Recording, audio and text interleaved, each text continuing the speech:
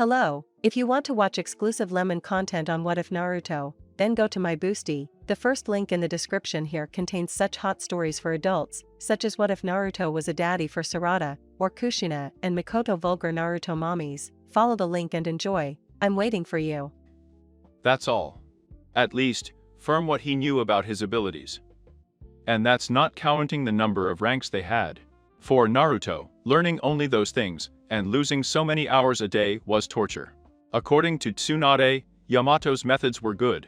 Naruto thought the man was holding them back, but there must have been a reason Tsunade approved of him, so he wasn't complaining. Yet, there was also the fact that the daimyo, feudal lord, from the Land of Fire, had agreed with the choice of the advisors of the third cage, and with the decision of the Jounin Council, which made Naruto relax a little with relief. Naruto had also thought about some things and decided to put more effort into learning medical skills, as he understood that they could literally save his life. Something he would soon tell his aunt. He was in the Shikatsu forest at the time, and was due to meet her in a few minutes. He looked around. The Shikatsu forest always looks so different at dawn, Naruto thought. The eerie twilight, just before dawn, made the forest trees seem even more eerie than usual. Naruto felt a slight chill, but it was from excitement. Yamato's reading habits had rubbed off on him, though he kept going. Without trusting him, the horror genre appealed to him much more than he would have expected from books.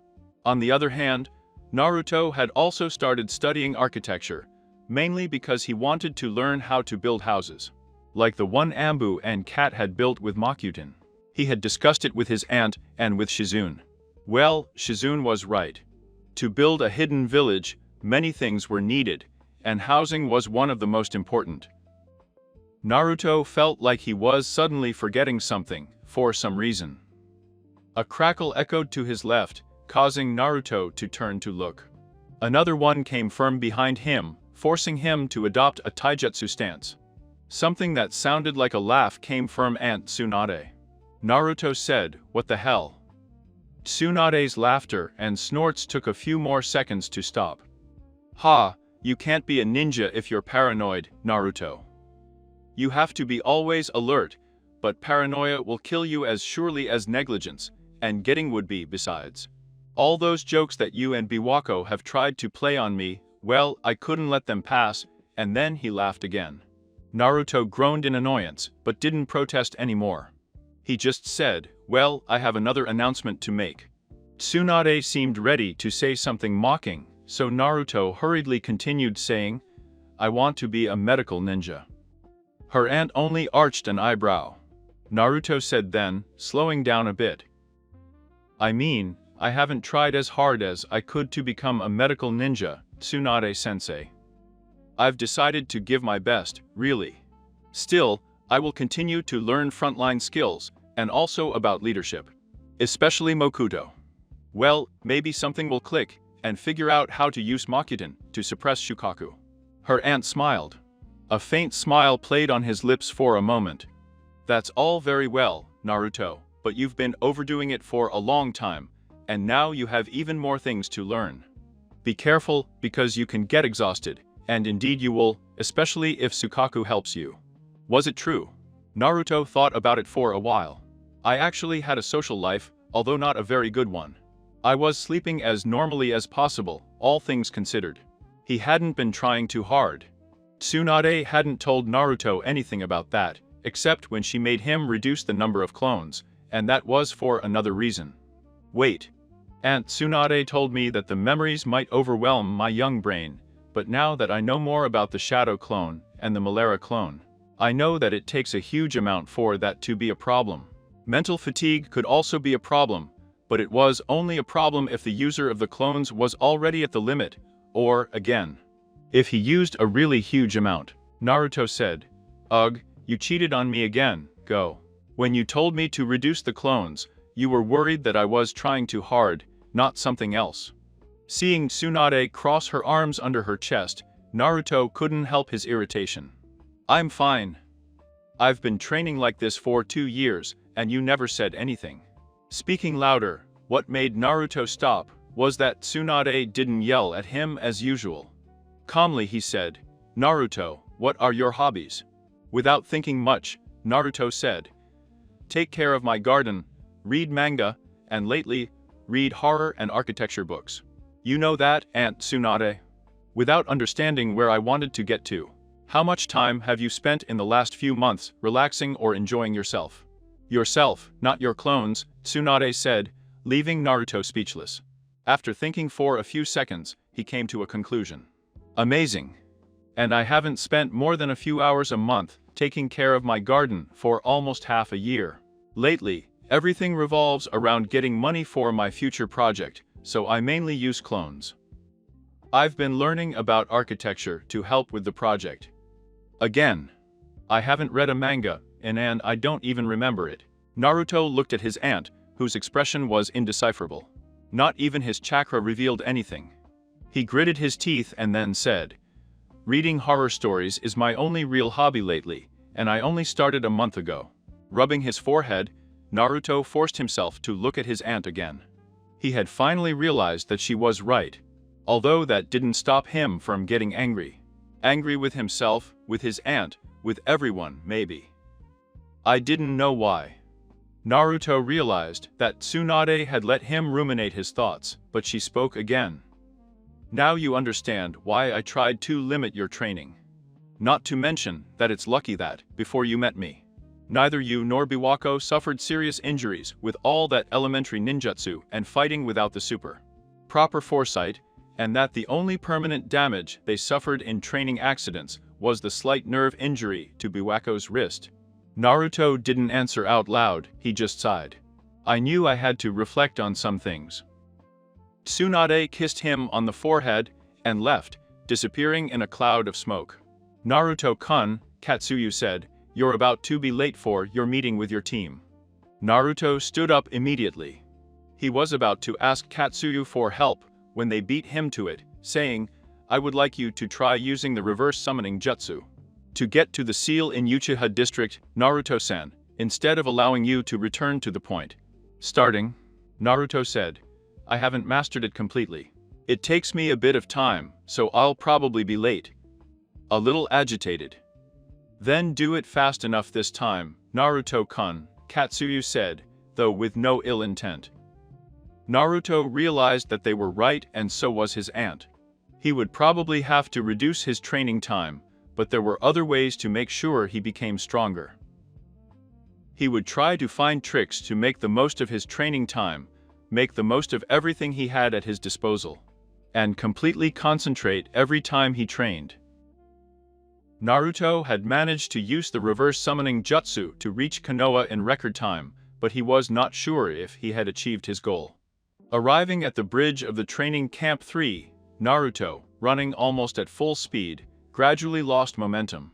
Stopping sideways on the railing, clinging to it with chakra, breathing a little faster than usual. How nice of you to join us, Naruto, Yamato said dryly. Which made Naruto realize that he was late. You're 4 minutes late, the man added. Naruto bit his lip in frustration, mostly at himself. There will be no formal reprimand. As long as you understand that this will not be tolerated again, Yamato said, with a completely expressionless face in a chilling way. Understood, Yamato-sensei, Naruto said through clenched teeth, directing his frustration this time to someone else. Well, at least it's better than the opposite extreme, Naruto thought. Kakashi had gone from being late for seconds or minutes each time, to making the entire village wait for almost an hour. Arriving late to his own investiture ceremony. Yamato nodded, without saying anything more to Naruto. Then he said, we have been asked for a relatively urgent mission. Naruto perked up. Requested. Mito was the one who spoke first, saying, what do you mean by requested, Yamato-sensei? They said Team 7. Yamato shook his head. The petition is for you, Myth. No, to be exact, the request is for the best user of the sealing technique that Konoha has in its ranks. Mito let out a hand then said, why don't you go to why don't you go to Jiraiya-sensei? Crossing her arms over her chest. It's not that I don't want to go, he said with a tone of urgency in his voice. Yamato smiled, as if it was the first time, and said, Well, we asked him. He said, and I quote verbatim, "Already. Let Mito go. I have better things to do. Also, the little girl can do things with the stamps that sometimes blow me away, and I taught her." End of quote. Mito was very flattered. The blush and the smile on her face made it clear. Naruto was eager to ask Yamato what the mission was about, but someone beat him to it. Biwako said, "Yamato-san, what is this mission, and where will it be carried out?" Yamato hummed and did not respond, which caused Biwako to grimace and also upset Naruto. The moment Team 7 entered the administration building, Naruto realized that something was wrong. As she looked around, she noticed that Mito was nervous and that Biwako was starting to be too. Once inside Kakashi's office, Naruto noticed the tension in the atmosphere. Kakashi's only visible eye was fixed on Naruto. His facade of Naru-style laziness had completely disappeared. The man said, Well, you can answer a question of mine, Naruto." "What's the matter, Okage-sama?" Naruto said, making sure to use the title to distance himself from the idiots who would disrespect Kakashi. Kakashi put some pictures on the desk. Naruto crouched down to see mustache marks with red marker pen on several throats. He achieved it perfectly. Well done, Myth. Naruto thought. He wasn't sure when Mito had asked to be the one to do the work, but oddly enough, she was the most stealthy. "So, judging by your triumphant smile, you know something about this," Kakashi said, with the same expression. Naruto shrugged, realizing that yes, he was smiling smugly. Kakashi leaned back in his chair and then said, Well, what is it?" Naruto replied before he could contain himself, ignoring Yamato's rebuke without even looking at him. "What do you know?" Kakashi said, with a body language that made him look relaxed. "I know they probably deserved it," Naruto said, erasing his mocking smile, and then lifting one corner of his upper lip into a sneer. After Kakashi motioned for him to continue, Naruto said, "They may or may not have been to blame for what happened in Ishiraku." At that moment, Yamato took over, with one of the photographs in his hand. "This throat is too small to be that of an adult, not even that of a teenager." What were you trying to say?" His voice sounded more frantic than Naruto had ever heard it. Naruto looked alternately at Kakashi and Yamato, arching his eyebrows in spite of himself. He asked, "Who says it was me who did this?" Secretly, Naruto wondered if Mito had realized what she was doing, but was too furious to contain herself. Or if she hadn't fully understood the consequences. Her sudden gasping indicated to Naruto that he hadn't noticed. Hopefully, the snort Naruto had just let out had disguised it. Yamato gritted his teeth, but Kakashi stared at Naruto again. He asked, "Naruto, did you do this? Or maybe they were clones of you?" "No. Neither I nor my clones," Naruto said sincerely. "Do you know who did this? Were you involved?" Kakashi asked insistently. Naruto said, "Maybe and maybe. Now, is there anything else, Okage-sama?" Wanting to move on to more important matters, Kakashi and Yamato exchanged a glance, and then Kakashi said, "That's it. Tell Chirikuzan I came in a moment, Yamato." Naruto sighed as low as he could. All this was very stressful. Dealing with the people of Konoha in general was stressful, even with those he liked. Luckily, they hadn't realized what Mito was capable of doing if their loved ones were in danger. Naruto abused the ear because he noticed that Kakashi was saying something else to Yamato. "Even if it makes me lose political capital, I'm not going to back down," Kakashi said quietly near Yamato's head. "The third was weak. Danzo is right about that. I won't repeat the mistakes of the third one, although I'm not sure how many were his." Naruto didn't understand what Kakashi meant. Was the man under pressure for what? Punish Naruto? Or was it about something else? It might be something irrelevant, but Naruto would stay attentive and alert. Yamato came out of the office and said, "Could the one named Kirikou come in?" A minute later, a tall, bald man walked into the office. He looked to be about 30 years old. No, he was much younger. Maybe 25, the same age as Kakashi, despite the baldness. The robe she was wearing was definitely strange, as was the fire symbol on the sash around her waist. Something about that outfit made Naruto uneasy. There was also something peculiar about his movements and body language, even when bowing to Kakashi. Just when Naruto realized that the fire sash indicated that the man was a member of the 12 Guardian Ninjas, Kakashi made a gesture, which caused the bald man to straighten up and say, "Okage-sama, nice to meet you." From what he told me, Asuma seemed to hold him in high regard. Kakashi paused for a moment and then said, "Chirikuzan, I have also heard very good things about you from Asuma. It's a pleasure to meet you." Kiriku's expression changed and she said, "I wish our meeting could have taken place under better circumstances." Her face looked like she had aged a decade in a matter of seconds. Naruto noticed Mito fidgeting out of the corner of his eye, perhaps out of impatience. The truth is that Naruto also wanted to continue with the mission. However, he suppressed that urge and made sure to pay attention. Kirikou said, "One of the young apprentices of the Fire Temple has some kind of uncontrollable power. We need a Fuinjutsu expert to help the young man with that problem, because although we have many experts, none of them can do anything about it. It's outside of our specialties, so to speak." Yamato nodded after hearing that. "Well, we have one of the most prominent sealing users in the world. What do you think, Myth?" And he turned to her. Almost at the same time as Mito spoke, Kirikou gasped. He said, "I've got it under control, no problem." Smiling, Kirikou said, "Wait. The expert is a newcomer genin." Looking at Mito, he opened his eyes a lot. "Isn't he supposed to be a monk?" Naruto thought to himself. "I thought the monks were imperturbable." After Kakashi explained that Mito was fully qualified, Kirikou seemed somewhat calmer. Kirikou gave the signal that they could get through the trees. "I have shinobi training, and this is a real emergency," with a very impatient tone of voice for a monk.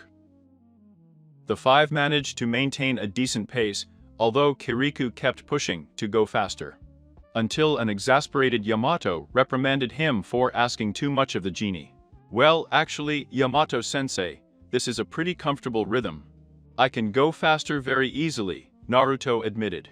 Yamato looked at Biwako and Mito, and they both nodded.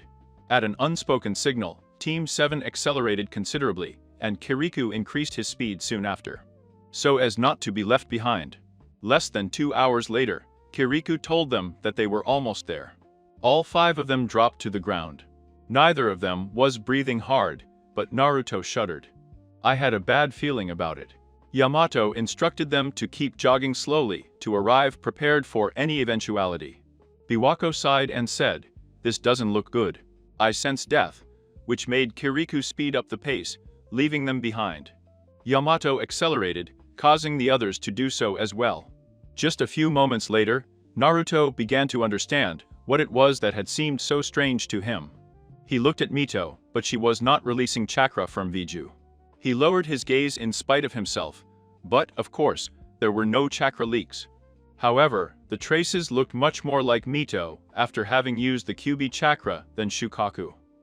After quickly climbing a bunch of stairs, they arrived at a nightmarish scene. Blood and human remains, including body parts, were scattered around the temple courtyard, distracting Naruto of everything else. He could hear Mito vomiting, and found it hard to stand the smell, even covering his face with his sleeve. Despite having worked as an assistant to medical ninjas before, Biwako, despite having an exceptional sense of smell, managed to remain calm. Although Naruto could tell by the movement of her fingers and her slight shiver that she had been emotionally affected. A few moments later, Kirikou ran out of the temple. He exclaimed, "Please help Goji and Chuokakudono. Do any of you have training in medical ninjutsu?" His voice was hurried, and his breathing was labored. Naruto considered hiding his abilities, but he couldn't stand idly by in the face of such desperation. He was not like the citizens of Konoha. Moreover, the monks were not exactly citizens of Konoha either. "Maybe Mito and Shizune are influencing me then." Then, Naruto said, "I have some. I can't promise anything."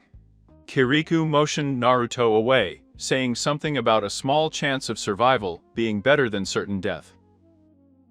Yamato instructed Naruto to carefully use his chakra to stay ready for battle behind Kiriku's back, to which Naruto nodded. Even before reaching the room where the wounded were being tended to, Naruto realized that the Viju chakra traces were as strong there as in the courtyard. As he entered the temple infirmary, he observed what appeared to be a monk applying cold companies to the foreheads and armpits of two other men lying on beds. "Kiriko-san," the man said, "I am doing my best, but where is the young Dr. Nin you mentioned earlier?"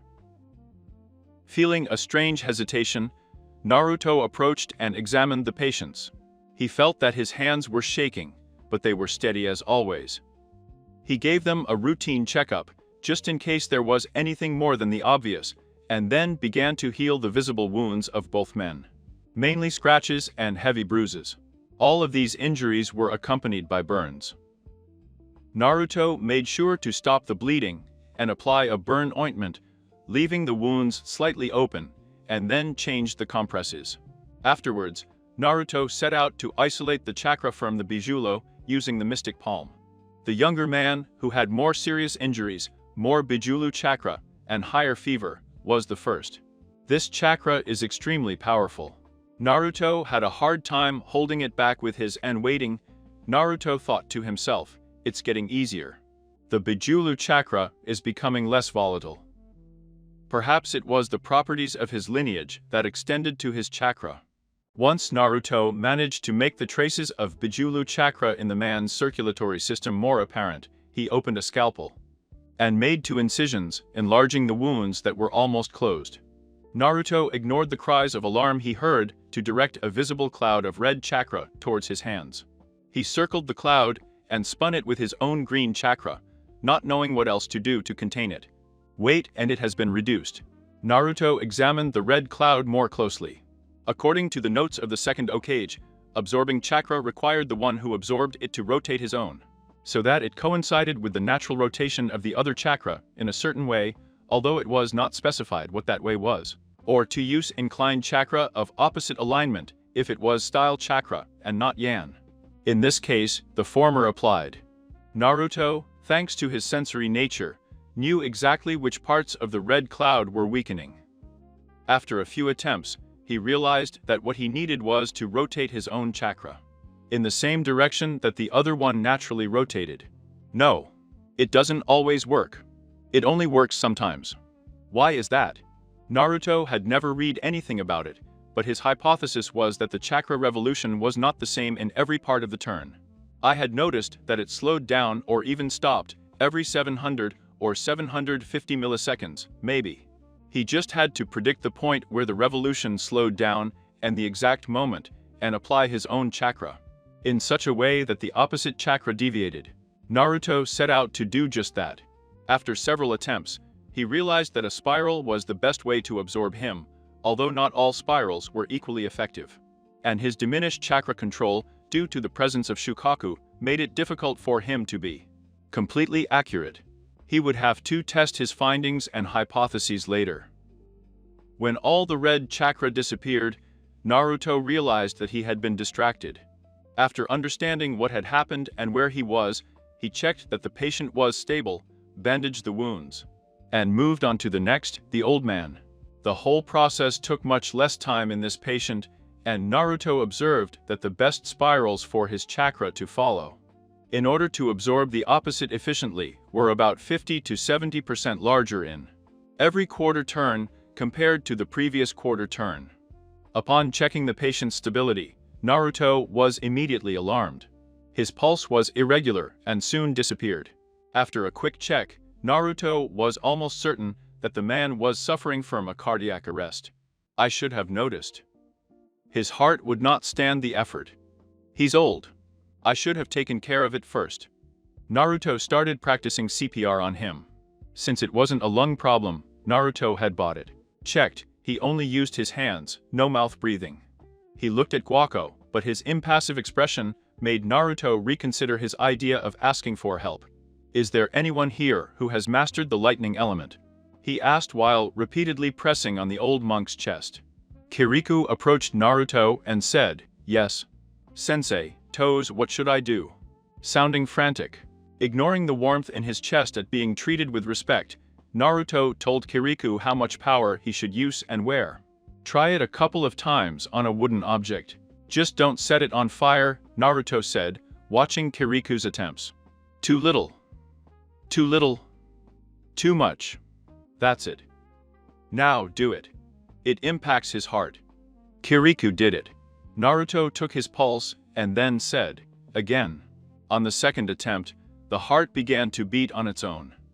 Naruto performed chest compressions again until the man's heart worked properly, adding some healing chakra.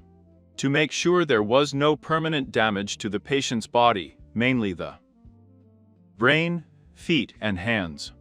After finishing the treatment of this patient, Naruto returned to the younger patient. The man was fine. His fever had gone down considerably, and he was even already waking up. After treating the wounds with more ointment and creams to make sure that no scars will remain, and rebandaging the Naruto left to check the old man again. "I went," Kirikou said as the younger patient groaned. Gojus moved a little, but Kirikou tried to keep it in place. "Kirikou-san, no," Naruto exclaimed, pulling away even further. The vomit that soon stained Kirikou's robe proved that Naruto had made a wise decision. After that, Goji seemed to be in good health. The man, who was also trained in medical ninjutsu, said, "This is a miraculous level of healing. If I had not witnessed the difference in my condition, I would say that this is impossible for anyone who is not Tsunade." Naruto felt his cheeks flush, and Biwako's complicit smile made things worse. Naruto had begun to get used to such compliments relatively recently, in general. Unfortunately, Chukaku was not in very good condition. Kirikou, visibly shocked, looked solemnly at the man, much older than him. Naruto had placed a seal on Chukaku to alert Naruto and Goji in case his heart started beating irregularly or stopped. Yamato pulled Kirikou aside and told her something about the next step. When they returned from their conversation, Yamato said, "We're going to have to track down the young monk, Sora. I have some scraps of fabric from the boy's tunic, but I'm not very good at tracking. Can you trace it with your nose?" Turning to Biwako. Biwako nodded, but Naruto realized that something was bothering her. Immediately, she narrowed her eyes and her body tensed slightly, showing that she was focused on the mission. Before leaving, Yamato said, "Listen up. Be sure to let me attack first if there is the slightest possibility of hostility. You three are genin and I am a jounin. Even if the one we are looking for is a similar age to yours, they have already noticed the damage you have caused.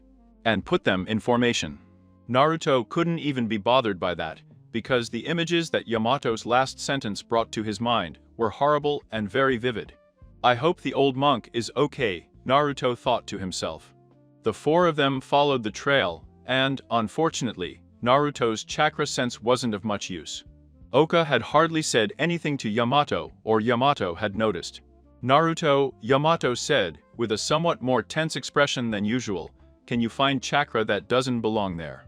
Does your chakra sense help you at all? Biwako is a great tracker, but more of us had better be prepared." After putting his finger on the ground, Naruto was able to be more precise, which made all the Vihulu chakra traces interfere less. The densest concentration of Vihulu chakra was. Naruto quickly used a water ninjutsu with a one-handed seal, aiming it at Biwako's back, a little to the right, with the force enough to make her turn a little and help her avoid red claws. Naruto, relieved, sent some shadow clones to protect Biwako. He heard teeth grinding and a moan from her, which worried Naruto. Mito also stepped between Biwako and her, leaving Naruto with his back to them, covering the rear. He also scrutinized his surroundings with his chakra perception and other senses. His heart was beating very fast, and his breathing was somewhat irregular. What Naruto really wanted was to see how Biwako was doing, but they were in the middle of a fight, and one of her clones had already examined her enough to determine that she had only moderate knickers. Apparently, the force that Naruto had used in his ninjutsu had been just right. However, that was not enough to reassure him. Crack! The sound of the trees breaking made Naruto immediately turn his head. Something didn't add up in the sound, but Naruto shaped the chakra in a specific way, activating his chakra perception. It took his brain a moment to process the information, and then, Yamato-sensei has Makuten. There was no time to think about it, as the malevolent chakra was getting stronger by the minute, reminding Naruto of what had happened to Shukaku. I've left a mark, haven't I? Shukaku's voice said, making Naruto snap at him. To be exact, Naruto said, "It's not the time, Shukaku." And he concentrated on following the fight. A huge clawed ethereal hand attacked Naruto, almost out of nowhere, but she had managed to use Kawerimi, body shift bar substitution, to dodge it.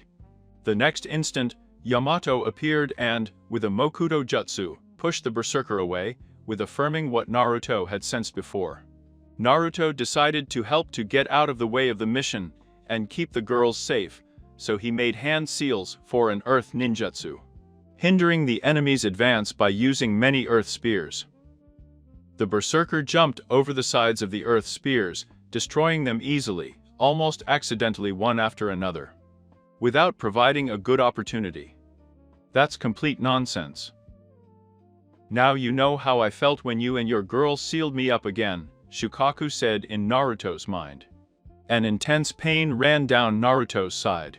Instinctively, Naruto had dodged enough not to be gutted, but not enough to escape the damage caused by the cut.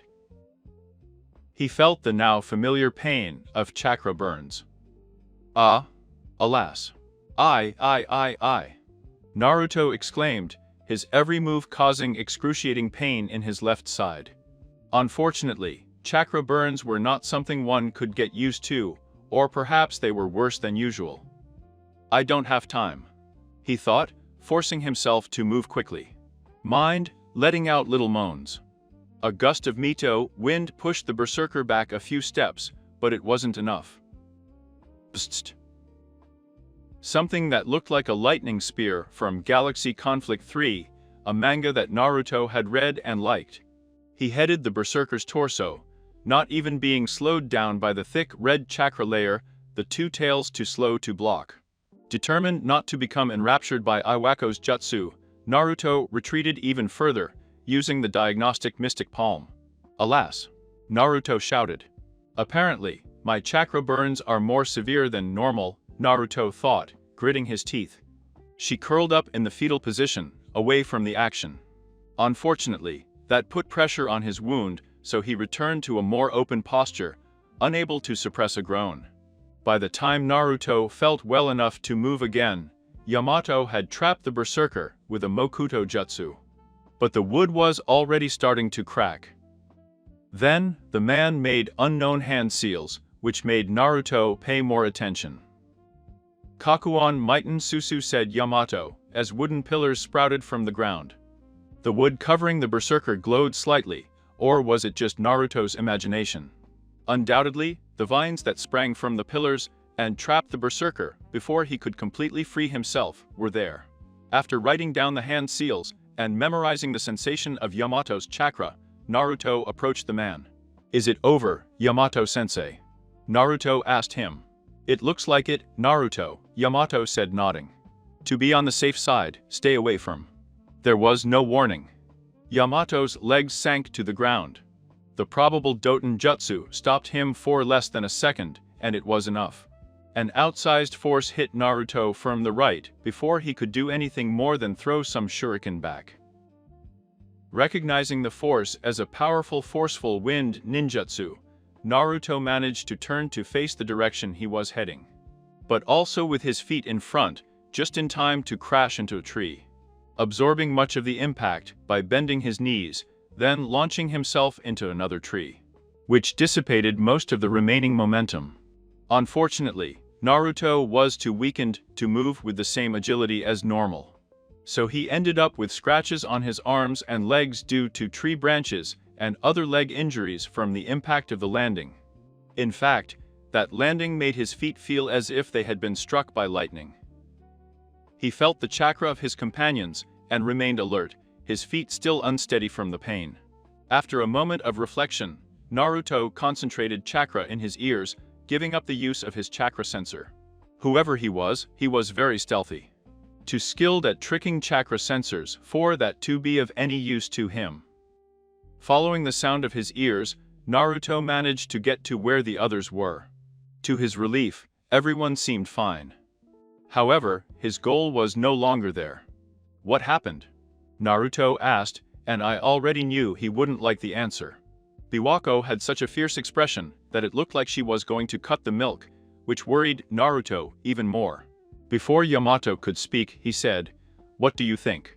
We've missed the target." Naruto looked from Biwako's furious face to Mito's puzzled expression to Yamato's more controlled reaction, although for the first time. The man seemed sincerely worried. Yamato said, I did not expect such an opponent. I admit it without qualms." Who was it? Naruto asked, not understanding why Yamato seemed so nervous and Mito so confused. Even Iwako's fury exceeded his expectations, even in the face of such a serious failure. Following the sound of his ears, Naruto managed to get to where the others were. To his relief, everyone seemed fine. However, his goal was no longer there. What happened? Naruto asked, and I already knew he wouldn't like the answer. Biwako had such a fierce expression that it looked like she was going to cut the milk, which worried Naruto even more. Before Yamato could speak, he said, "What do you think? We've missed the target." Naruto looked from Biwako's furious face to Mito's puzzled expression to Yamato's more controlled reaction, although for the first time. The man seemed sincerely worried. Yamato said, I did not expect such an opponent. I admit it without qualms." Who was it? Naruto asked, not understanding why Yamato seemed so nervous and Mito so confused. Even Iwako's fury exceeded his expectations, even in the face of such a serious failure. They looked like Ambu, but they couldn't be Ambu from Konoha. Mito said, gesturing exaggeratedly. Their masks were like Ambu's, but with nothing in white. Naruto stood very still. Now, Biwako's anger makes sense. Shimura Danzo and Yamato sighed loudly enough for Naruto to hear, something that didn't happen before. "We will return to the Fire Temple to report our failure, and then we will return to Konoha," he said, with a tone that showed that he was not going to give in. Not wanting to argue, Naruto followed Yamato. Not even Mito protested, although Naruto saw her open and close her mouth several times. As for Biwako, Naruto realized that she was furious inside. Of course, Naruto wasn't exactly happy with how things had gone. I hated having to disappoint the monks. Besides, he didn't want a failed mission on his record, not even for Konoha, especially because of Danzo's meddling. And now I've become angry again, Naruto thought, gritting his teeth and trying to ignore Shukaku's whispers. When the team returned to the Fire Temple, they were met with a gloomy atmosphere. With a foreboding of anguish, Naruto pulled the alarm seal out of his jacket pocket. Unfortunately, the paper was in tatters, as was much of the jacket, and the stamp was less than half intact. The good news was that the scroll containing the notebook with Kakuan Mit's hand seals on his issue was intact. We have even more bad news to give. Damn it. Even Biwako's hand on Naruto's shoulder didn't do much good. He tensed for an instant, but he didn't shake it off. After much effort and emotional manipulation, Naruto managed to convince Yamato to delay the return trip to Konoha. He was not wearing mourning clothes, but according to Kirikou, the gesture meant a lot to him. Kirikou set out to find mourning clothes of Naruto's size for the funeral of the head monk Chukaku. Naruto was trying hard not to think about who they might have belonged to before. After Chukaku's body was cremated and his ashes placed in an ornate wooden jug, according to Fire Temple tradition, Kirikou, who had been appointed the new head monk despite his young age, he asked to talk to Naruto. Fearing what the man might say, Naruto agreed after looking at his sensei. Apparently, Yamato trusted Kirikou enough to let him talk to Naruto in private, although Naruto could sense that Yamato was still nearby. Naruto certainly didn't expect Kirikou to take a bow and say, "Thank you very much, Naruto-sensei." I wish I had a way to reward him properly. But I failed. Naruto said in a very loud voice. If only it had been faster and better. Without letting Naruto continue, Kirikou said, although I would like to blame someone for Chukakudono's death, he was old and quite weak.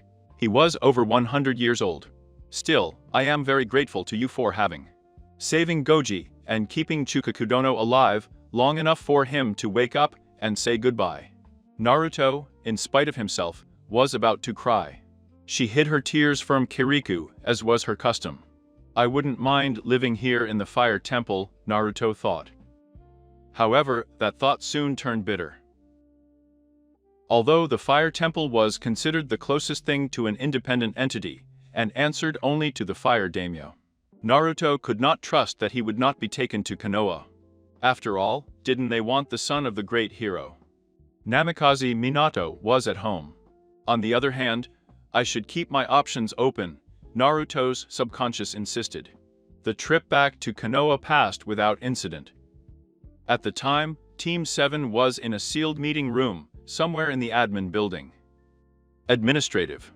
I see, Kakashi said, his body language making him look relaxed, but Naruto wasn't fooled. Then, Kakashi added, unfortunately, there's not much we can do. I'll try, but I doubt there's any proof. He declared the presence of those fake ambus in your mission as a B-rank secret. A loud voice broke the silence. What? Kakashi, are you going to just hide this? With a feeling of trepidation, Naruto realized that it was Biwako who had just spoken. Kakashi was staring at her, and Yamato had stayed paralyzed, so it was Naruto's turn to calm her down. He put a hand on her shoulder, squeezing her harder as he saw her open her mouth. I will let this disrespect, almost an insubordination, pass, but my patience has a limit, Kakashi said, looking at Biwako without his usual indulgence. Naruto felt the tension in Biwako, but before they could say anything, Yamato reacted, no matter what was affecting him. Biwako. I didn't expect this from you. I know you're often a little disrespectful. However, you crossed the line today. Okage-sama, can I take care of his punishment? His dark eyes, cold to the point of coldness, made Naruto shiver. Kakashi just nodded, which made Naruto grimace with compassion and at the same time glad that he wasn't in his place. Finally, Yamato had fired Naruto, and he had decided to punish the three of them as a team with the ranks of most lousy and disgusting, although Biwako was bearing the brunt of it voluntarily. Apart from some scornful looks that Mito directed at Biwako, there were no internal fights. But Naruto knew that Biwako didn't have a good opinion either. Of myth. Despite the tiredness, Naruto felt restless and agitated. It was probably partly due to the full moon, but Naruto had another reason for feeling this way. Preferring to keep his chakra, Naruto waited for a few moments, asking Katsuyu to summon him instead of summoning himself. The same towards them. Before Naruto could finish his inner monologue, he was already back in the Shikatsu forest, with his aunt watching him with piercing gaze. Naruto quickly took a notebook out of its case, checked the seals, and did his best to remember the feeling of Yamato's chakra. Kakuan Miten Susu. Naruto said out loud, mainly because that way a new jutsu was more likely to succeed. A small wooden pillar emerged from the ground. It lacked the wooden spikes of Yamato's version, and felt a bit weird. After more than 2 hours of trying, Naruto felt increasingly agitated, to the point of knowing that he would not be able to sleep all night. Luckily, if his calculations were correct, he had reached the level of Biwako's chakra reserves. Maybe he was even over it.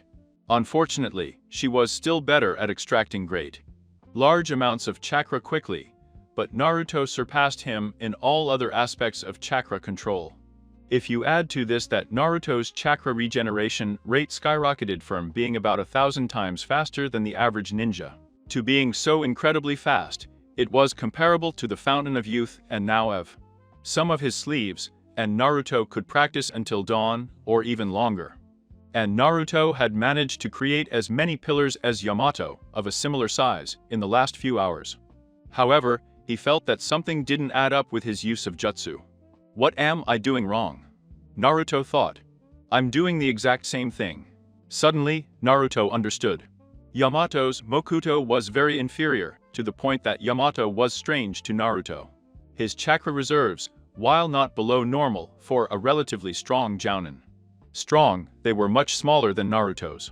His chakra control was, at most, comparable to Naruto's, and in short, Naruto should have tried to create his own version. Not just copy Yamato. Kakuan Miten Susu, Naruto thought as he made the hand stamps. The much sturdier-looking pillars were more vivid to Naruto's senses, but that wasn't enough. I knew I could do better. With Tsunade's help, Naruto began to try other combinations of hand seals. The most promising seemed to be snake, bird, dog, tiger, snake. Soon after, Naruto remembered the time he had modified the dog's hand seal to purify water more easily, or rather, distill it, removing most of the superfluous elements. He told his aunt about his idea of modifying the snake seal as well, along with the juice. That caused his aunt to give Naruto a good whack on the head for his previous carelessness, but she gave him permission to try the plan. In the end, after hundreds of wooden clones and shadow clones tried jutsu with different hand seals, Naruto came up with something new and carried it out. He modified the rat seal, not just the snake seal. The last sequence was bird, modified rat, tiger, modified snake. After a few more attempts, a Naruto who was about to pass out due to tiredness and lack of sleep ended up with the final result, at least for the moment. A semi-new jutsu. Tiger, modified snake, bird and modified rat. Or rather, tiger, malera, bird and jinyang, as he had decided to call them. Tsunade, on the other hand, was staring at Naruto with her mouth open. She said, "Naruto, I think you have inherited the brilliance of our uncle Tobirama as the inventor of jutsus. You have not only created new jutsus. Distilling water on the fly and inventing new hand stamps is not so much about creating jutsus, but rather inventing new branches of jutsus. That you were able to do it so quickly, fast is amazing, even with clones.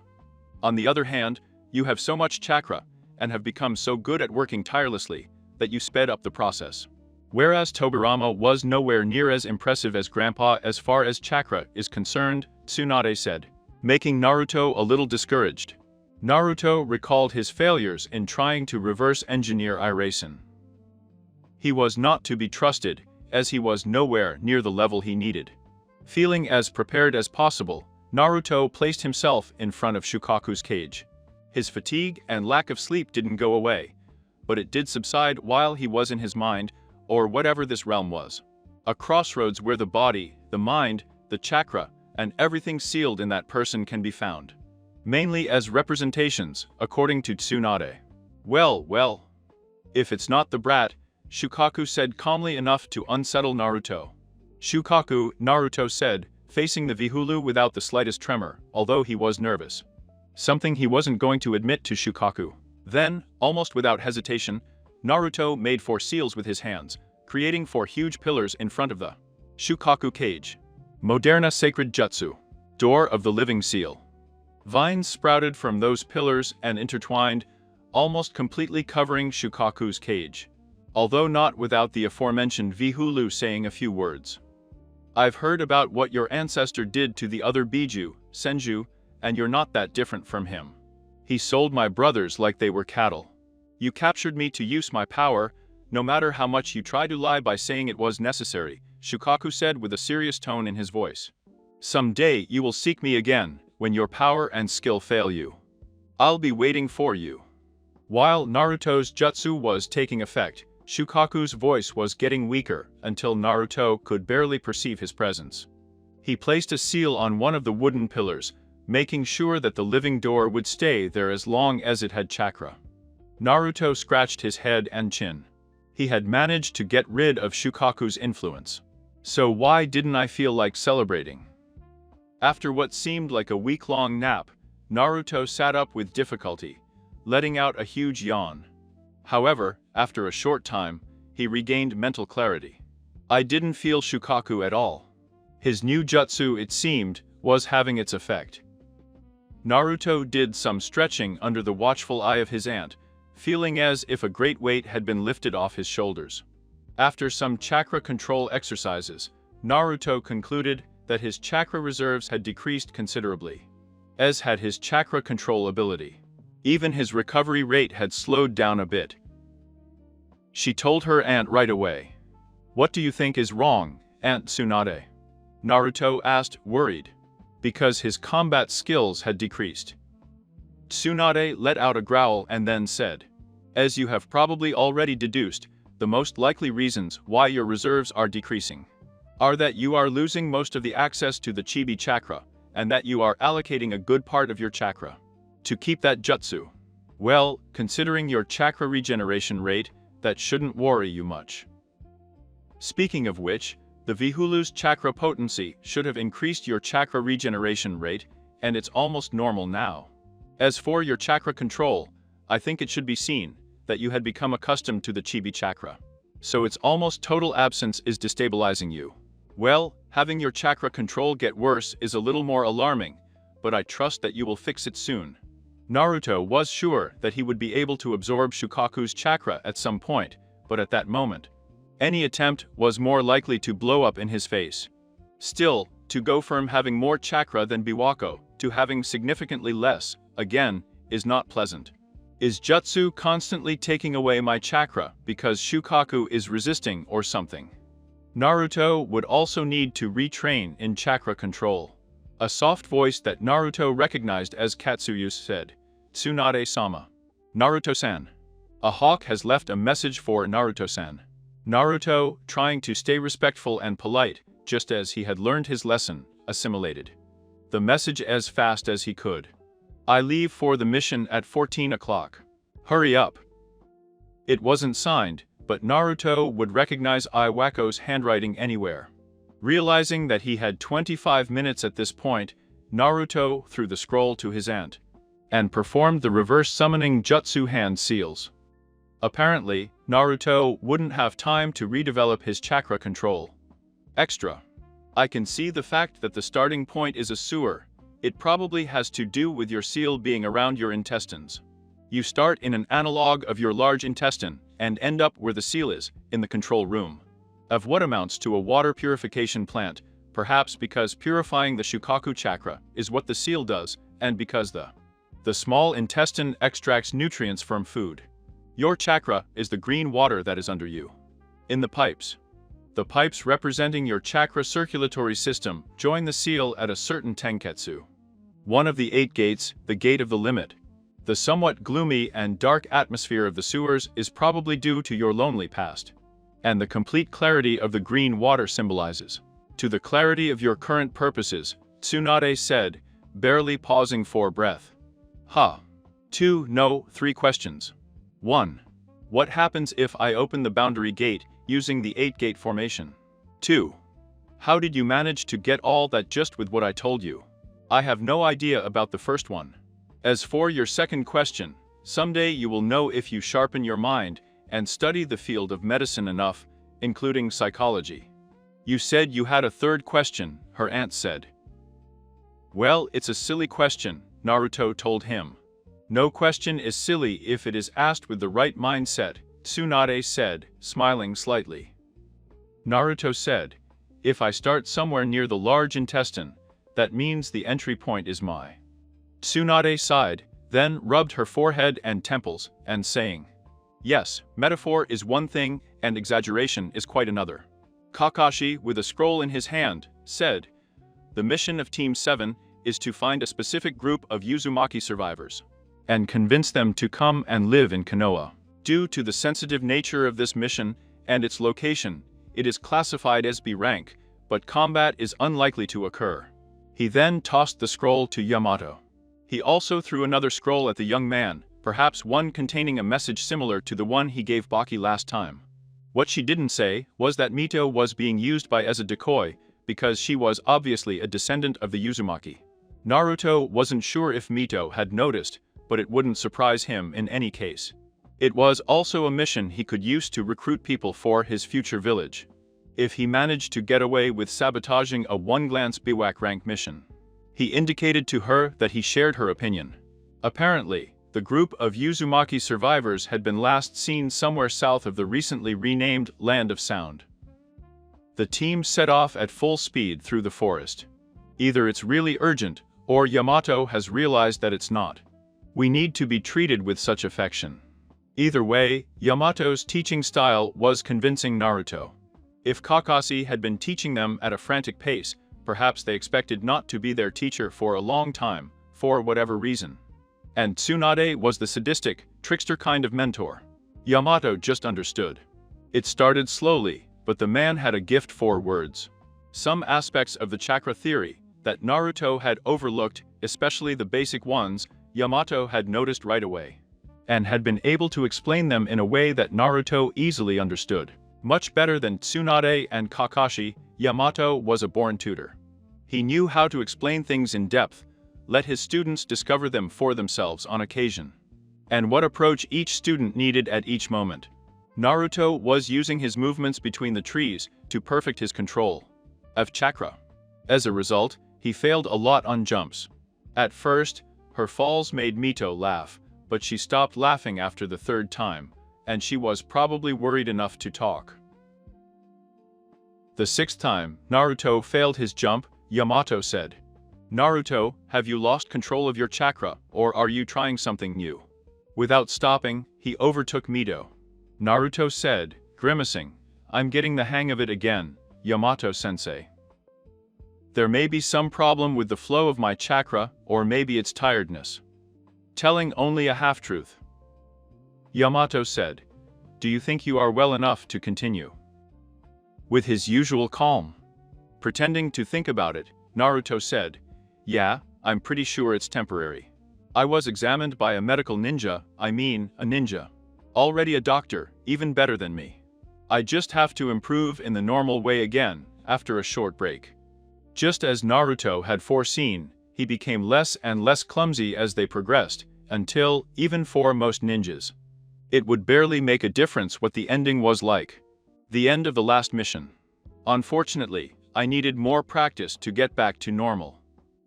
Naruto needed a lot more chakra manipulation training if his control was affected so easily. He was sure that was what Tsunade would tell him after the mission.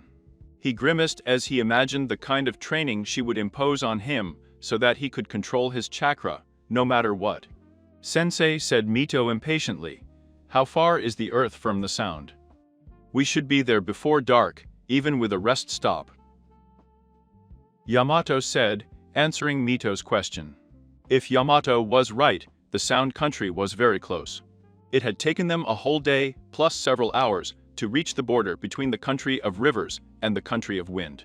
Starting from Konoha, on a previous mission, Gaara and Biwako had become amazing. Good at not wasting her physical endurance. Something related to practicing his singing, even if Naruto didn't understand what that had to do with anything. Like Jounin, Yamato was already very good at it.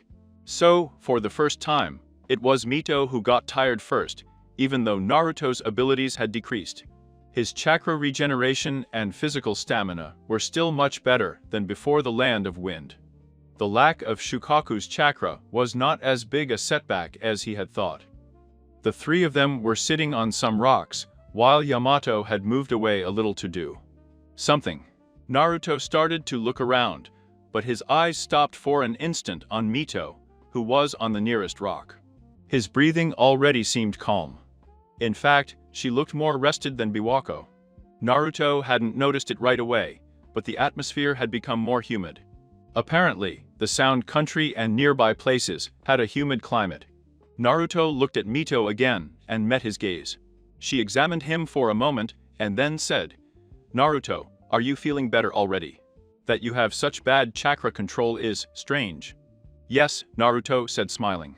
"Auntie will make sure I get worse before I get better, but I'm going to be better than ever." Mito made a face. Then he said, "Don't try to fake smiles like that. You make yourself look creepy." "All my smiles are like that," Naruto said, smiling slightly. "Much better," Mito said with a slight smile. "You were exaggerating earlier." Naruto wondered why he could fake a smile so well. "Anyway, who is this auntie?" Naruto was paralyzed. "Oops. I have forgotten you, introduce yourselves." "She's Dad's biological aunt." Mito narrowed his eyes as he looked at Naruto. This is the first time I've heard of an ant. Are you sure? Naruto thought about it for a while. How should I put it? Then he said, I had reason to believe that he was related to her, but neither of us knew that we were also related to Dad. She found out thanks to some blood tests and the family resemblance. Mito sighed. I don't want to offend this person, but you are sure that he is not cheating on you. It's just that a lot of people are trying to take advantage of my fame.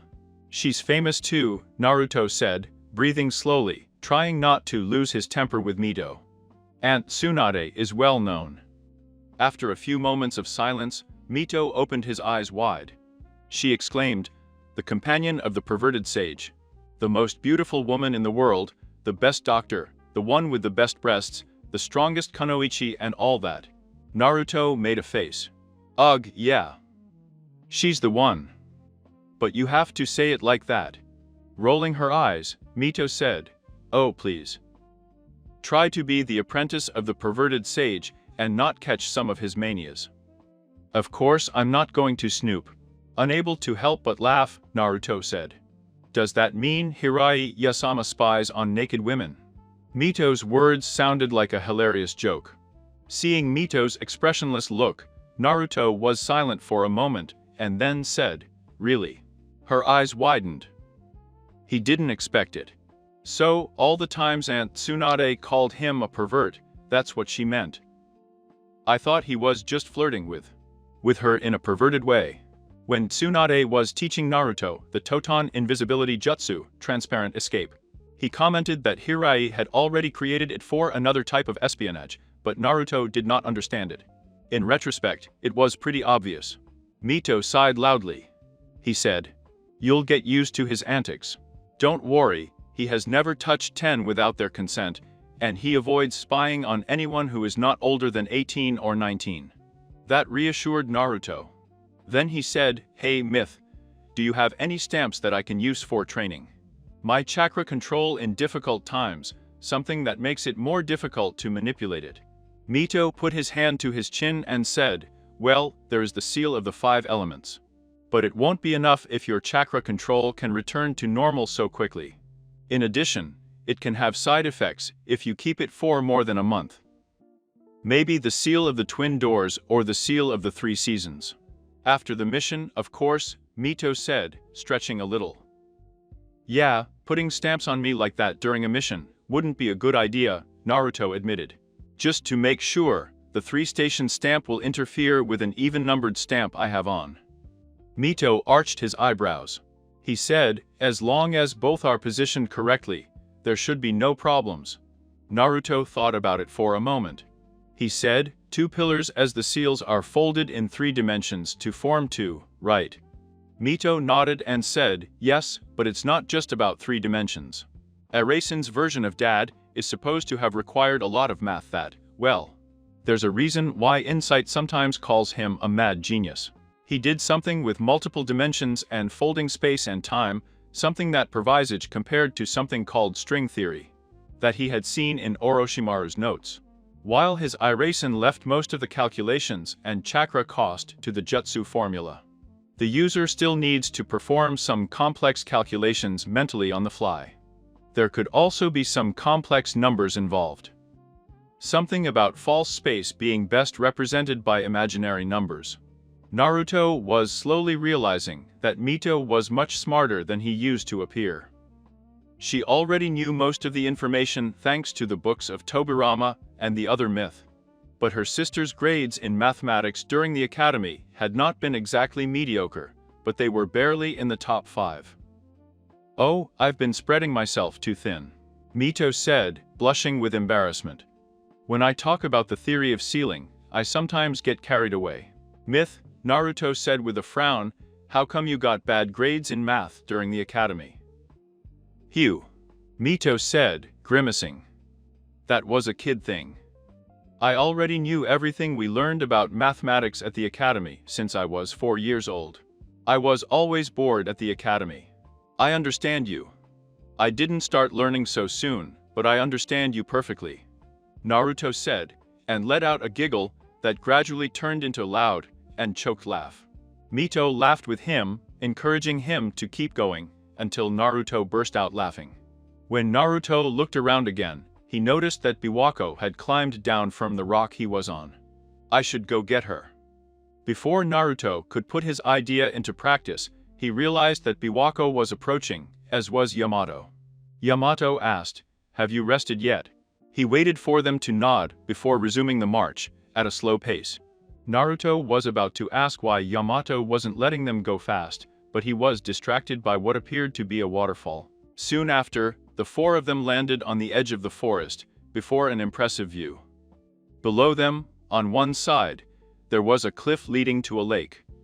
In front stood the waterfall I had heard earlier, which flowed into the same lake.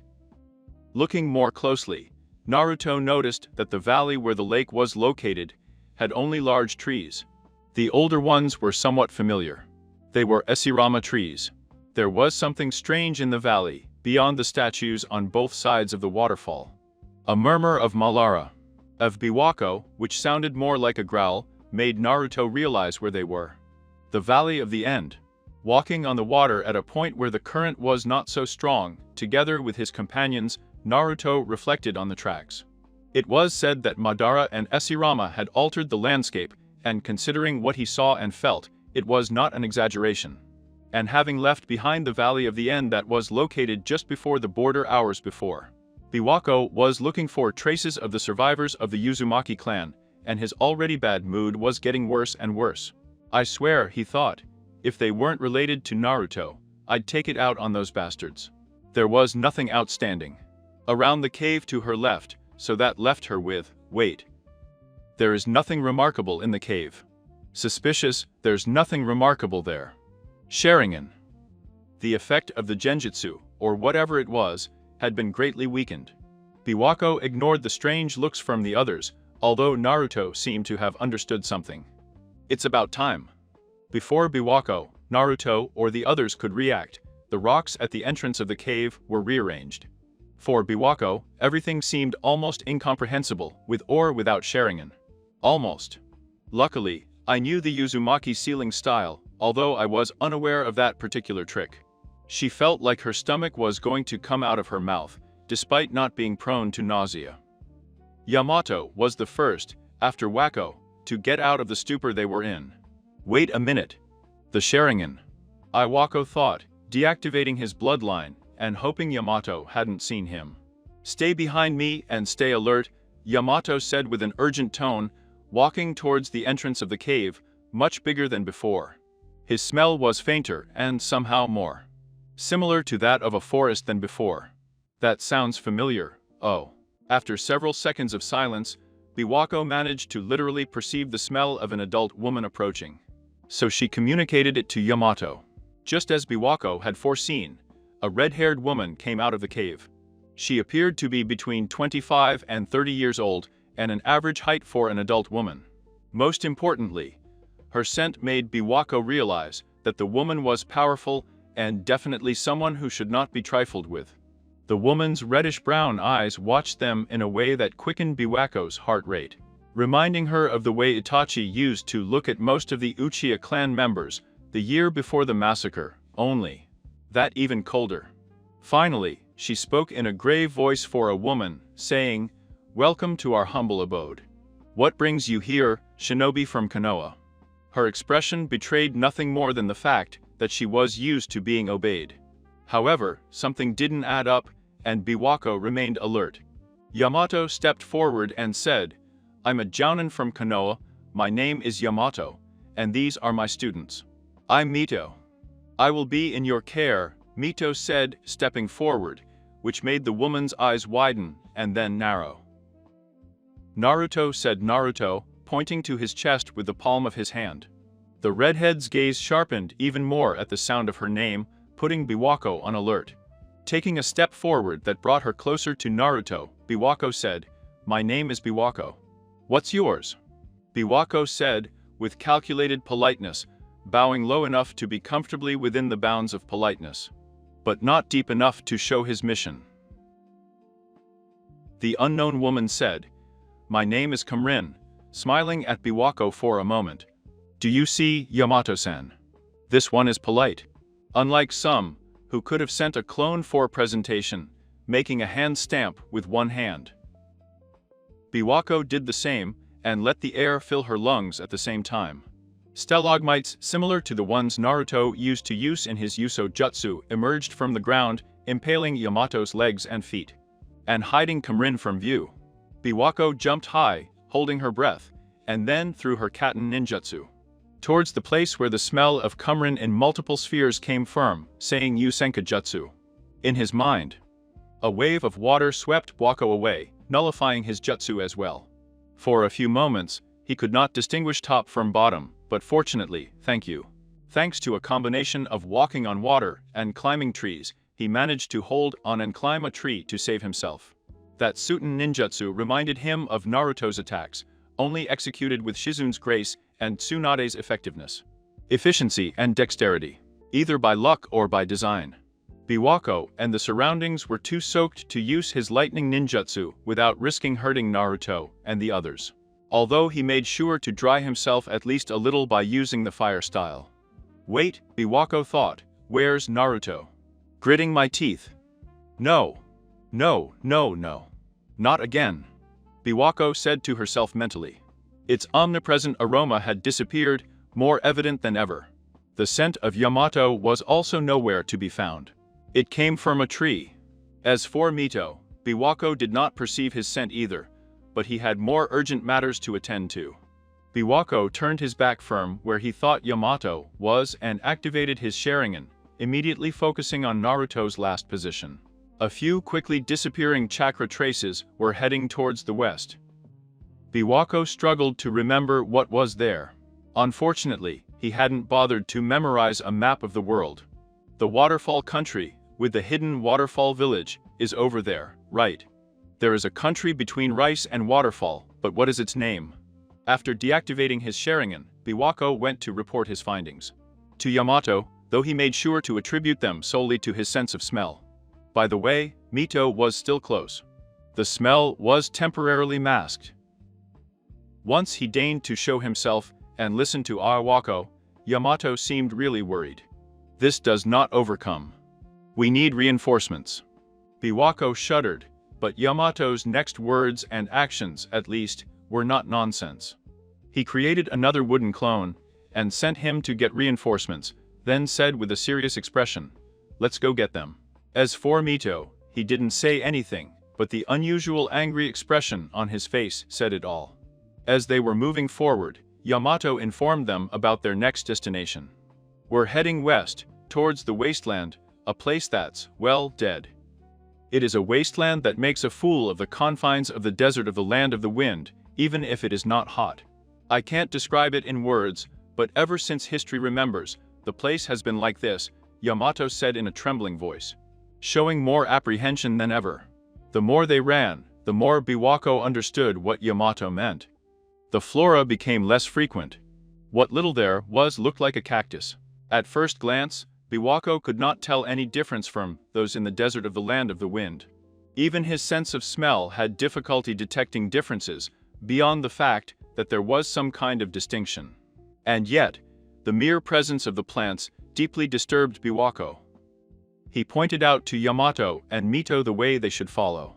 There were water fountains, but they were cloudy with something. It was nothing I recognized. After walking for barely an hour, in a place with no life, not even a trace of decomposition. The smell of microbial debris was evident. According to their watches, they arrived at the entrance of another cave. Biwako thought about commenting on it sarcastically, but he wasn't in the mood for that. After what seemed like an eternity, stepping on non-existent land and passing by standing water and intact buildings. Despite being supposedly ancient, the entrance to the cave was not even protected by seals. Biwako made sure to check with her Sharingan as discreetly as possible. Yamato motioned for them to be silent. Then they entered, and Biwako provided them with lighted torches. Some cave drawings depicting what looked like rabbits and people living in harmony should have put Biwako at ease. Instead, she felt more restless than ever. Mito, who should have been ecstatic with how adorable those bunnies were, remained silent and seemed ready to throw projectiles with explosive tags at anything that moved. The next set of drawings showed the rabbits partying next to people, but something in those images disturbed Biwako. "Aren't rabbits normally herbivores?" Mito said in a whisper, apparently forgetting Yamato's orders. Biwako was about to reprimand Mito when she got stumped. "I didn't see any animals other than rabbits in the drawings." But the number of humans had decreased considerably from the previous drawings to the most recent ones. Biwako barely managed to hold back the nausea. While her nose was less likely to make her retch than most, the general atmosphere of the place, along with those drawings, had affected her more than she would ever admit. Finally, the three of them reached a large chamber that stank horribly, causing Biwako to almost vomit again. He hadn't even noticed the smell until he set foot inside. It smelled like something dead, only even worse. The red-haired woman's scent was present, as was Naruto's, but they were nowhere to be seen, and the olfactory trail stopped there. Maybe it's necessary to use the Sharingan here, Biwako thought to herself, and without further hesitation, she activated her lineage limit. Looking around, Biwako noticed that everything looked much duller than usual, and it wasn't just because of the darkness. Before, Biwako didn't have such problems seeing in the dark. It was more like everything was covered by a mist or a layer of sticky material, although it wasn't like that. The wind came out of nowhere and turned off the evenings. Biwako was about to channel fire-style chakra into her hand, but she realized it at the last moment that it would ruin his night vision. His Sharingan and his nose would have to be enough. She turned around, only to find herself alone in the cave chamber, no trace of Yamato or myth in her senses. Her breathing quickened in spite of herself. He looked around for something he could. "I could have attacked them." "You are searching in vain, boy," a voice said, just before Biwako splashed the place she came from, with multiple lightning-style chakra and banchos, leaving traces of a white liquid, whose origin Biwako did not want to know. Fortunately, Biwako managed to live to see a part of the chamber that led to a different place from where they had come from. Shaking off the fear that was unexpectedly invading her, she stopped long enough to create a shadow clone and sent it in front of her, following her through a bronze trapdoor. Biwako shuddered, and not only from fear. Apparently, the land of the Moors had an unchanging and tolerable climate throughout the year, within what can be considered tolerable. Unfortunately, in this place that had changed radically, it was getting colder and colder, and even the smell was getting worse, although it had been so gradual that Biwako hadn't noticed it right away. Crunching sounds. Then, Biwako made a small jump on the spot upon hearing that deafening noise. It sounded like something metallic fell to the floor, like that time I dropped a metal frying pan, only much, much louder. Oh, the hatch. As much as Biwako wanted to check it out, she refrained from sending another clone, as she would probably need all her chakra. The air was getting denser and denser, and, added to the pungent and nauseating smell, it made it difficult for Biwako to breathe. If it wasn't for all the exercises she performed regularly to improve her singing, maybe she would have had to spend chakra to clear the air or help her lungs.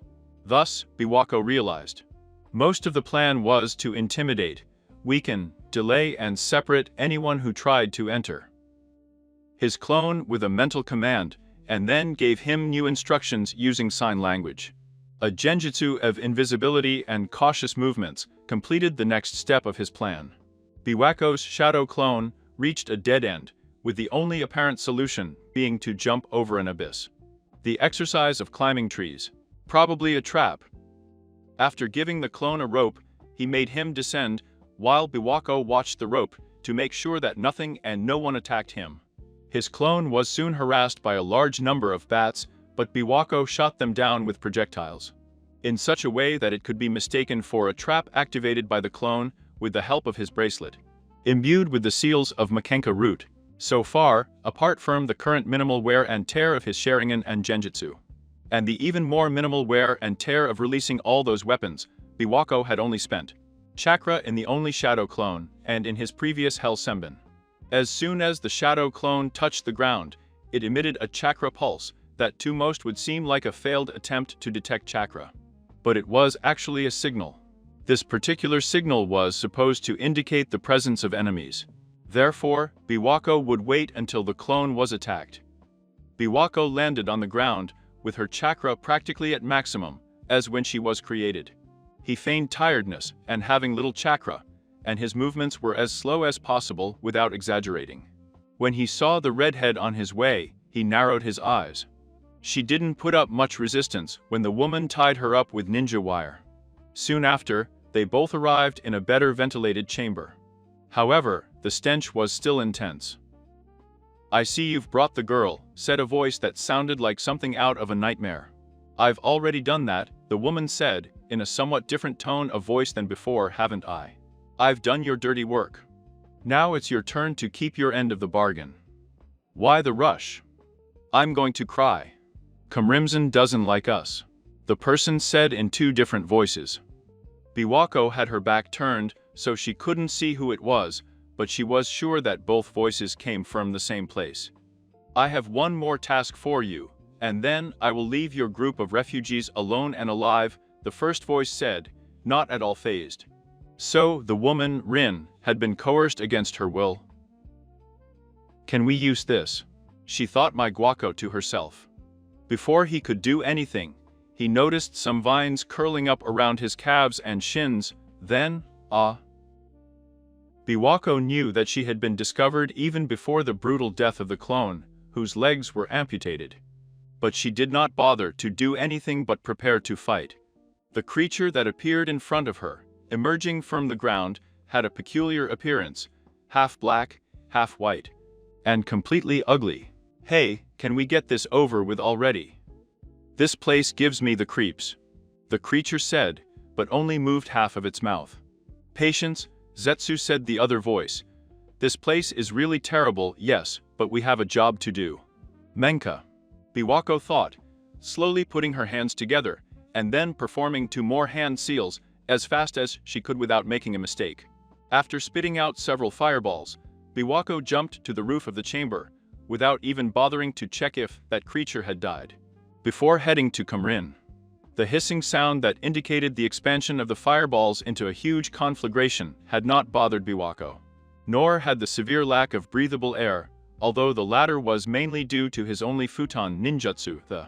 The stench had become stronger than ever, but that was irrelevant. Kumrin was standing in front of Naruto, bound and gagged. Just like that, Biwako no longer cared about anything. He would simply throw one genjutsu after another at the woman. Without saying a word, Kumrin took out a cradle, and then attacked with a chopping block. "Naruto!"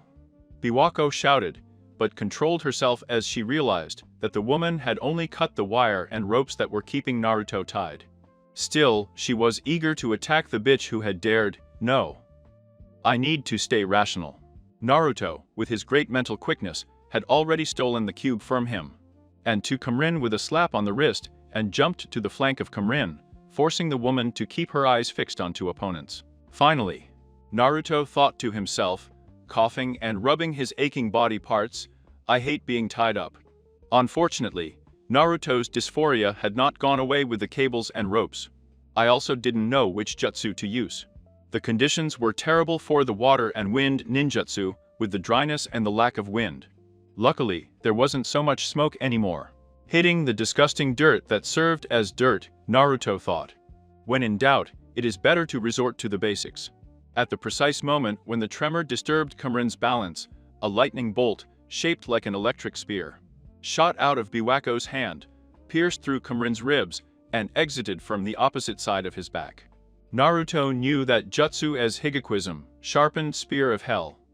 Noticing that Kumrin's chakra had shifted to another position, Naruto formed his density hand seal, a modified version based on the bird seal, which he had invented in the process of improving his living seal gate, muttering, "Daichim Doridum," mega earthflow spears, forming a spiky killing field in and around Kumrin's new position. While this a rank variant of the earthflow spears was something Naruto had created to get through dozens of enemies, he didn't use it that way against Kumrin, for obvious reasons. Aside from his wide field of effect, The main advantage he had over his original C-rank jutsu was that he formed faster. And, most importantly, moved faster. Much, much faster. At the right moment, Biwako launched fireballs from above, but Kumram's chakra remained in its place after the attacks, surrounded by water. The jutsu of the water prison. Naruto knew at that very moment that the main element of Kumrin was water, so he opened his pumpkin. Made of brass on the outside, platinum on the inside, and wood in the middle, to fight fire with fire. When the debris settled, Rin was carrying a bottle on his hip that wasn't there before. Biwako's fire style would no longer be of any use in this fight, so Naruto might as well use it. He took control of the remaining water of Kumrin at the same time that Biwako used his Hell Senbon. Kumrin, well, she pushed aside the Senbon made of electricity, probably with the wind style. But she did not come out of the attack unscathed. Her hair stood up on one side and was still smooth on the other. And her steps became clumsier. Something strange was happening to Naruto. He was already feeling exhausted. Would the enemies have done something to him? For most of his captivity, he had felt that his emotions were off and that he had no motivation to do anything. And he still felt it. She recognized that it was depression, thanks to her medical studies and her experience in orphanages. Perhaps something was affecting his lungs, as lung problems can cause such a feeling. However, apart from the lack of clean air around him, his lungs were fine. With Naruto's persistent dysphoria and his chakra reserves not recharging as quickly as usual, it was probably due to something related to the environment. It's not claustrophobia, Naruto thought. I feel like the air is too dim, and not just because we're in a cavern. I was used to there being something there and now it's not there. I've missed it, without realizing what it is. Almost as if they had a will of their own, Naruto's hands and mouth executed the summoning jutsu sequence. He hit the ground with his right hand, making a small part of Katsuyu appear through the smoke. Grateful to Biwako for covering for him while Naruto was summoning, but deciding to concentrate on other things. Naruto was surprised when Katsuyu let out a long groan. Without taking his eyes off Kumrin, interrupting his control over the water, Naruto said, "Katsuyu-sama knows why this place feels so strange." Katsuyu let out another whine and then said, "Is this the land of the wastelands, Naruto-kun? There is a minuscule amount of natural energy here, and even that feels corrupted." Naruto's thoughts went back to the mentions of natural energy and wise mode in the Senju clan library and Katsuyu's lessons, although those parts had been more like side notes. I should investigate those things more thoroughly later. Naruto dodged hundreds of jumping water needles and at the right moment altered his trajectory by hitting Biwako's hand to prevent the sharp stones from passing through each other. This isn't working, Naruto thought to himself. Apparently, the lack of natural energy weakens me and affects my regeneration. I even feel uncomfortable in my own skin, as I often do among the crowd of citizens of Konoha. Naruto landed, shit. Rin was already there, and Naruto had to dodge deceptively strong punches, which shattered more than one stalactite and chased Katsuyu away. Given how close Akamarin was, Biwako would not be able to provide him with remote support. Hitting the ground hard, Naruto forced Akamarin to jump, but he knew that wasn't enough to open a good opportunity. What was an opportunity was to unsheath his R. For the first time in the fight, Rin was at a disadvantage, having to dodge fire-style chakra-charged shurikens.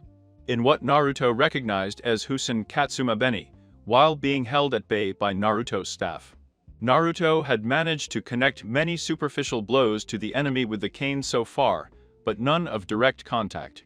Sideways towards his left temple, he propelled himself from the stalagmite and threw a hook towards shit. Rin had anticipated his movement and stopped the momentum of the cane with a kick. He stepped away from the cane. It's an explosive tag. She's crazy. Naruto made a gesture with his left hand and threw his staff at Kumrin with great force with his right, pushing him with a wind ninjutsu in the process, trusting that Biwako would escape in time. Boom! The explosive part was weaker than it should have been due to the way Naruto had used his wind jutsu. But the fire part was much stronger, which Kekmarin did. Oh shit. An earth clone? He created one and replaced it, I didn't even notice. Naruto grimaced, holding his ears. He knew that Biwako wouldn't last long in a one-on-one against Kumrin, especially if the previous lightning jutsu had exhausted its effect. But he was completely exhausted. Their chakra had descended almost to exhaustion, and was not recharging fast enough to save them. Of course, he started throwing Sekune shuriken at the woman, ignoring the pain in his ears, but he wasn't as good as Biwako. And he couldn't use the Kajiban Sin shuriken, for obvious reasons. Maybe I shouldn't have turned down Biwako's offer to make me a bracelet like hers, but I have my pride. Damn it! I thought that when Aunt Tsunade taught me the jutsu, I wouldn't need the Makenka root, but even now that I know, I'm practically useless here. And Naruto thought to himself. Kumri noticed Naruto and Biwako with ninja wire, and for some reason, Mito and Yamato kept not showing up. Then he said, "Did you get what you wanted yet?" To what seemed to be the air. To Naruto's surprise, a creature half completely black and half completely white emerged from a small rock. That was not an earth-style jutsu. It looks more like a wooden-style jutsu. Adapted to the stone, Naruto thought to himself. Even the jutsu of the ephemera feels bad in this place. Shut up. We already got what we came for, so you can let them go, Rin. Alive and unharmed, preferably. I'll call you when I have another mission, the creature said.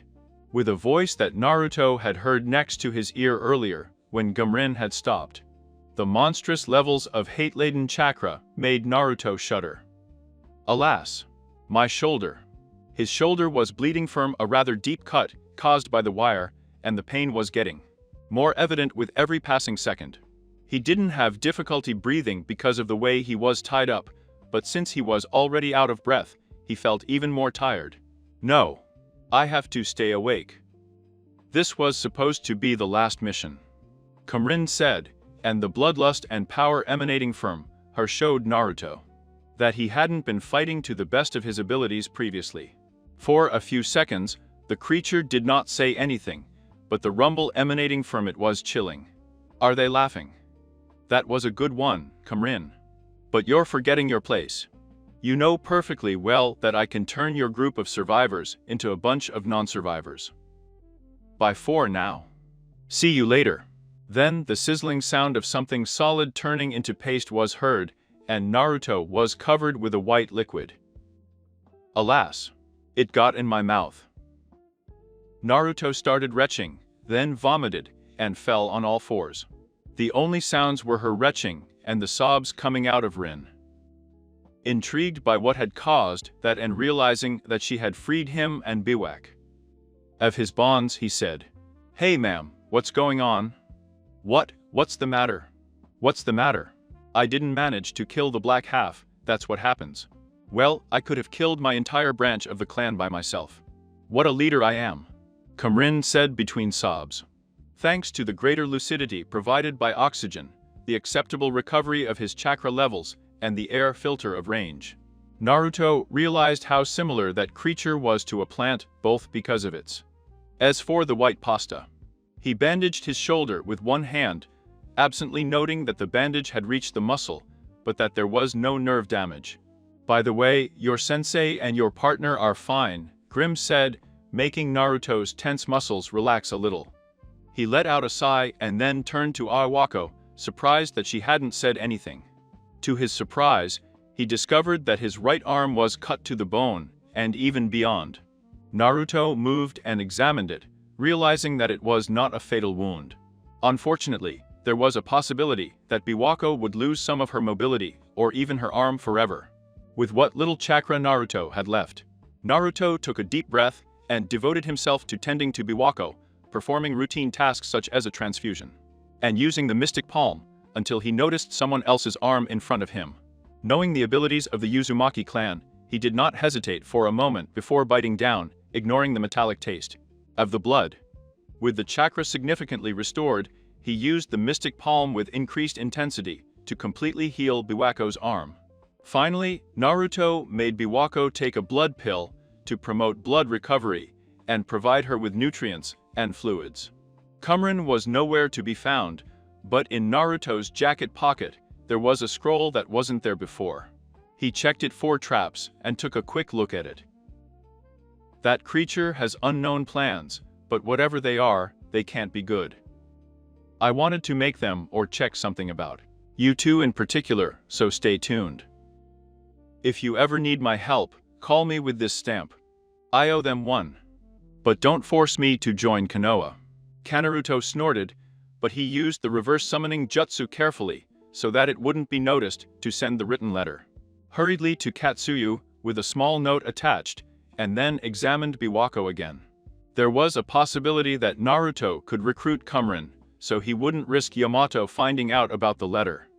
As if Naruto's thoughts had alerted him, Yamato entered the chamber. Naruto, is Biwako okay? Yes, although he will probably have a very sore arm, and maybe also a bad headache when he wakes up. And myth, Naruto said to the man, checking Biwako's vitals and injury again, too worried about his health to stop doing it repeatedly. Yamato was talking through headphones made of Malera. No, he was part of the Malera clone. I have my own methods of communicating between clones, but Yamato's seems more refined, Naruto thought to himself. That last thought made Naruto grimace. He had thought that Yamato's Mokuto was completely inferior, but the man was better than Naruto had recognized him. Or maybe Naruto himself was falling behind. Taking a touching Biwako with him, Naruto was reunited with Mito and the real Yamato, who held the former to prevent her from hugging Naruto tightly. As soon as Biwako regained consciousness, she firmly asked Naruto to let her walk. Naruto didn't want to hear reasons, and made sure she drank water and ate dark chocolate before releasing her. Biwako mumbled something about Naruto being bought too. In a bossy doctor. What did you say? Naruto said firmly, and then asked him to check the range of motion of his shoulder. Relieved to see that it seemed that his dexterity in that arm was slowly returning. Naruto was still sulking because Yamato had rejected his suggestion to set that one on fire. She caverns with all the explosives, although, quite evidently, the man had been tempted to accept. But what is the plan of this creature? I doubt we've seen the last of her, Iwako thought to herself, and stretched her shoulder again, cursing her inability to control her body. And that damn high-quality ninja cable. B-rank mission. Track down a group of survivors from the Uzumaki clan and persuade them to become permanent residents of Konoha. Failed, Kakashi said, but if anything showed his pride, it was his tone. Unfortunately, Naruto felt like a failure. There was no trace of the Uzumaki survivors in or around the Sound Country Cavern during their return journey, despite Uniuga being among their reinforcements. While that might mean that they had escaped, Naruto suspected that most of the Uzumaki were dead or would be soon. Rest up, Team 7. You have 1 week off to relax and 2 more until your next mission. But don't forget to get plenty of rest, Kakashi said, dismissing them.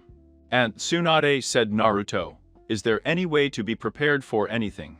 In the country of the wind, against Gaara, with its terrain advantage, we survived largely by luck. Now, in the wasteland country, I couldn't use most of my abilities, which would have killed us all if the opponents had wanted to finish us off. Welcome to the real combat, kid. Elementary specialists also end up in unfavorable terrain, and that usually means their death, Tsunade said. What helps you in any situation is a better taijutsu, a more refined chakra control, and more chakra. To be able to enhance all your jutsu, even in bad conditions. Greater ability to dodge and, in short, the basics. Naruto was waiting for another answer, such as the possibility of causing rain at will, but the reality didn't work like that, or yes. Suddenly, a text from Tobibama came to mind. Naruto searched for it in his collection and found the scroll almost immediately. Unfortunately, it took several minutes to find the ticket, but he got it. And it is possible to change the weather drastically, but it requires too much chakra to be useful in the vast majority of situations. Even Nisama considers it a waste. On the other hand, I need much less chakra to achieve the same effect as him, much less than justifies our small difference in chakra control. Therefore, I hypothesized that the difference lies in the exact way each person achieves the effect, and in his understanding of the processes involved. Therefore, perhaps someone with a much greater knowledge of the physics and nature of the chakra. That I can change the climate using less chakra than the average genin has. This hypothesis seems to have been confirmed so far, after numerous efficiency tests, although I still have a long way to go before I even get close to the theoretical maximum I imagined. And that's interesting. I've always wondered why most of my jutsu were so much more efficient than other people's. Although there should be a limit to the amount of chakra leakage that can be reduced, her aunt said over Naruto's shoulder. While he was trying to get it off his chest, it's probably because I've studied ancient texts. When Naruto turned around, the sly smile Tsunade had on her face made him shudder. You have a mandatory week off, right? Tsunade said, increasing Naruto's fear. No, it wasn't exactly an order, Auntie, Naruto said, but Tsunade didn't want to hear about it. It's time to start studying and doing some experiments, said her aunt, tapping the ground with her foot and blushing, embarrassed, when she caused some trees to fall down from the shaking.